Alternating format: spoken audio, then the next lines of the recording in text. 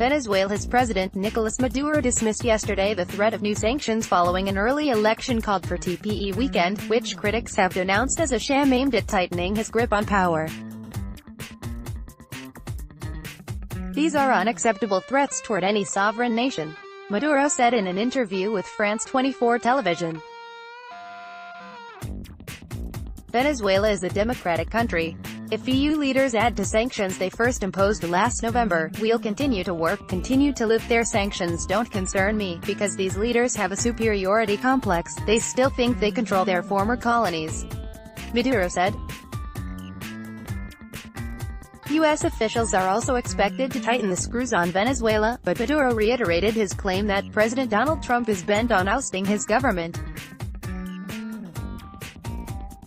The country has been gripped by a political and economic crisis for months as Maduro has overhauled institutions while sidelining the main opposition coalition, which has been barred from fielding candidates in the coming election. But Maduro also brushed off claims that his almost certain victory would be marred by huge abstention rates among voters wearied by years of economic and political crises which have devastated living standards for millions. His campaign has called on citizens to give him a symbolic 10 million votes on Sunday, saying Wednesday that this was the country's debt to the Bolivarian Revolution, the political path laid out by the late Venezuelan leader Hugo Chavez. Asked if he would then dissolve the National Assembly, which is dominated by opposition groups, Maduro said, "The idea seems a good one.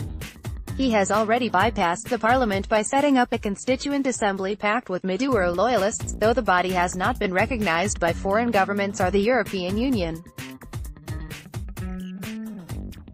Maduro also contested claims of rampant inflation as the country's economy has collapsed amid falling oil prices, calling them lies from groups like the International Monetary Fund, which last month warned prices were likely to soar more than 13,800% this year.